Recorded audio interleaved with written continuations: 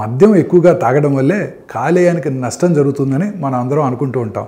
కానీ మనం రోజు తినే ఒక ఆహారం మద్యం కంటే కూడా కాలేయానికి ఎక్కువ నష్టం చేస్తుంది. ఎందుకంటే మనం తెలియకుండానే ఎక్కువ మొత్తంలో తింటుంటాం. ఆ పదార్థమే చక్కెర, షుగర్. ముఖ్యంగా ప్యాక్డ్ ఫుడ్స్, బేకరీ ఐటమ్స్, సోడాలు, స్వీట్స్ మరియు స్నాక్స్లో దాగి ఉండే చక్కెర. శరీరంలో చక్కెర ఎక్కువైతే కాలేయం దాన్ని కొవ్వుగా మారుస్తుంది. ఇలా రోజు రోజుకి పెరిగితే ఫ్యాటీ లివరు, వాపు, కాలేయ నష్టం వస్తాయి. మద్యం తాగిన వాళ్ళకైనా ఇవే సమస్యలు వస్తాయి. మద్యం కొంతమంది మాత్రమే తాగుతూ ఉంటారు, కానీ చక్కెర చిన్న పెద్ద అందరూ రోజు తింటూ ఉంటారు. అందుకే కాలేయం ఎప్పుడు పనిచేస్తూనే ఉంటుంది. రోజు తినే బిస్కెట్స్, ఎక్కువ చక్కెర వేసిన కాఫీ, టీ, జ్యూస్లు, milkshakes, chocolates, desserts, bread, ketchup, packet snacks ఇవన్నీ మనకు తెలియకుండానే కాలేయంపై భారాన్ని పెంచుతుంటాయి. కాలేయానికి నష్టం మద్యం వల్ల మాత్రమే కాదు, అదే నష్టం కొన్నిసార్లు ఇంకా వేగంగా చక్కెర కూడా చేస్తుంది.